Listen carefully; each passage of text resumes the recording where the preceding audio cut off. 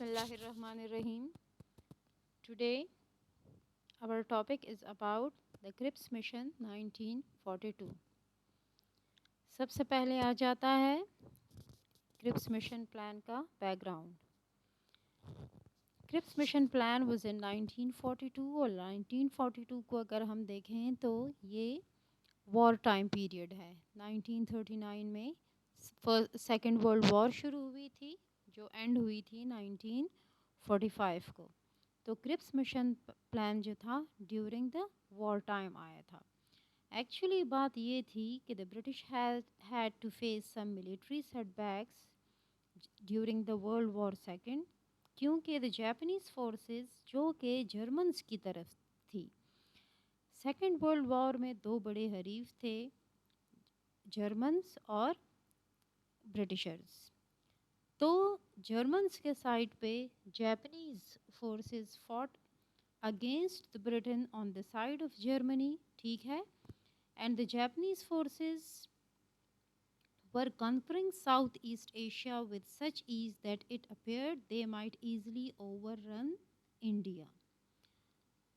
تو اس ٹائم ایسا تھا کہ گورنمنٹ اس کو جو ہے اس کا مقابلہ نہ کر سکی اور اس نے کہا کہ ہمیں اب انڈینس کی ضرورت ہے وار میں.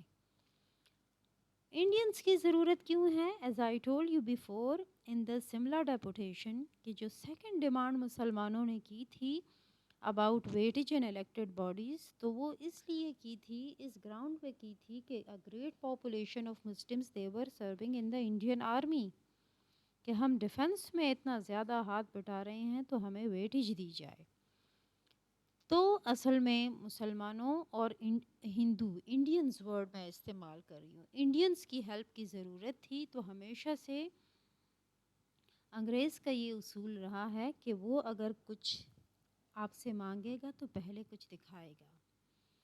اس کے لیے انہوں نے کیا کہ کرپس مشن پلان سر اسٹیفرڈ کرپس کی قیادت میں اس ٹائم انہوں نے ایک وفد بھیجا اور اس ٹائم پرائم منسٹر تھے ونسٹن چرچل, اور انہوں نے ان کو بھیجا سر اسٹیفرڈ کرپس کو کہ آپ جائیں and to explore possibilities of a compromise with the Indian political parties. Cripps mission آیا on 23 March 1942 to hold discussions with Indian leaders. اب اگر ہم دیکھیں تو objectives of the mission, objective اگر دیکھیں تو the main and the only objective of the Cripps mission was to gain the support of Indian political leaders, کہ ان کی پولیٹیکل لیڈرز کی ان کو سپورٹ مل جائے اور وار میں ان کی مدد ہو سکے.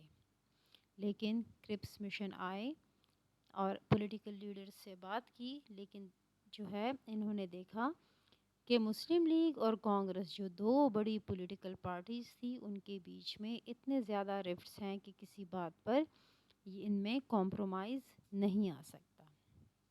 اس وجہ سے انہوں نے کیا on 30 March 1942 sir Stafford Cripps put forward his own recommendations. انہوں نے جو اپنی ریکمنڈیشنز دیں وہ کیا تھیں؟ پروپوزل جو ان کی تھی یا ان کی اپنی ریکمنڈیشن تھی اس میں سب سے پہلے ہے establishment of a constituent assembly. Establishment of a constituent assembly, constituent assembly law drafting assembly یا قانون سازی کی اسمبلی جو کہ آئین بناتی ہے, آئین سازی کی اسمبلی. انہوں نے کہا کہ وار کے خاتمے کے بعد ایک کانسٹیچوئنٹ اسمبلی بنائی جائے گی جس میں تمام ممبرز جو ہوں گے وہ انڈینز ہوں گے. Then comes member of the constituent assembly کہ the members of this legislative assembly یا this constituent assembly یا law drafting assembly کے جو members ہوں گے وہ سلیکٹ ہوں گے صوبائی اسمبلی سے. پھر انہوں نے کہا ریپرزنٹیشن آف پرنسلی اسٹیٹس. کیوں باقاعدہ طور پر پرنسلی اسٹیٹس کا کہا گیا؟ ایکچولی جب 1935 کا ایکٹ آیا تو as I told you before کہ only the provincial part of the act was implemented and the central part of the government of India act 1935 was never implemented, کیونکہ princely states یا دیسی ریاستیں اس کے اگینسٹ تھیں. تو انہوں نے کرپس مشن نے باقاعدہ طور پر پرنسلی اسٹیٹس کو بھی کہا کہ آپ کی بھی ریپرزنٹیشن ہوگی. Then comes the implementation of the constitution. اب یہ چیز ایسی ہے کہ انگریز آپ کو کچھ پاورز دے گا، برٹش آپ کو کچھ پاور دے گا، تو وہ زیادہ پاورز اپنے پاس رکھے گا. It was said in the Cripps Mission Plan that the British government shall be responsible for the implementation of the Constitution. کہ کانسٹیچوئنٹ اسمبلی بھی بنائی جائے گی، اس کے ممبرز صوبائی اسمبلی سے بھی چنے جائیں گے، ریپرزنٹیشن جو ہے دیسی ریاستوں کو بھی دی جائے گی. لیکن جب کانسٹیٹیوشن بنے گا تو اس کی امپلیمنٹیشن کی ذمہ دار صرف اور صرف برٹش گورنمنٹ ہوگی.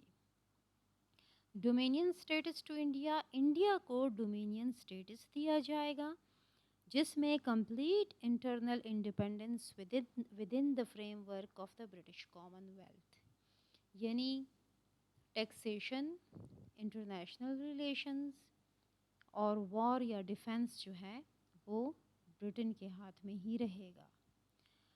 صوبائی خود مختاری ہوگی، پروونشل اٹانومی دی جائے گی، اور اس میں یہ کہا گیا کہ ایک یا ایک سے زیادہ صوبے اگر جو نیا کانسٹیٹیوشن آئے اور اس کے انڈر اگر وہ فیڈریشن میں شامل نہ ہو جائے اور اپنی ایک الگ حیثیت کے ساتھ رہے تو اس کو اجازت ہوگی کہ وہ فیڈریشن سے باہر رہے. Then comes avoiding constitutional development. Avoiding constitutional development, اس میں ایک بہت ٹیکنیکل بات آئی کہ according to the Cripps proposals no amendments were to be made to the present constitution during the war. کہ کانسٹیٹیوشن تو بنے گا آنے والے وقت میں، اس کے انڈر تو یہ سب کچھ ہوگا، لیکن ابھی جو موجودہ 1935 کا ایکٹ ہے اس میں کسی قسم کی کوئی بھی کانسٹیٹیوشنل امینڈمنٹ نہیں کی جائے گی. Amendment in the plan not allowed, کہ یا تو کرپس مشن کے پروپوزلز کو پورا کا پورا ماننا ہے یا پھر اس سے انکار کر دیں، اس کو ریجیکٹ کر لیں، ورنہ اس میں کسی قسم کی ترمیم یا امینڈمنٹ کی گنجائش نہیں ہے.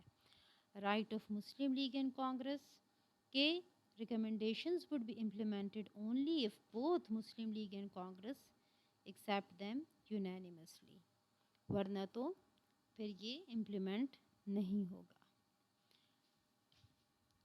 کرپس پروپوزلز آئیں، سر اسٹیفرڈ کرپس نے اپنی پروپوزلز دیں.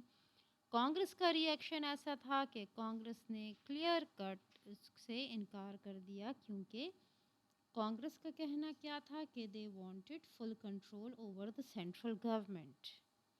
مسلم لیگ نے کیوں انکار کر دیا؟ کیونکہ 1940 میں جب ایک بار لاہور ریزولوشن ہو گیا تھا تو اب ان کی بات پورے کے پورے اختیار میں تھی، یعنی یہ صرف اور صرف پارٹیشن آف سب کانٹیننٹ کا ہی کہہ رہے تھے. Result of the Cripps mission باقاعدہ طور پر فیل ہو گئی اور باقاعدہ طور پر اس کا اعلان کر دیا گیا کہ کرپس مشن واز اے فیلئر.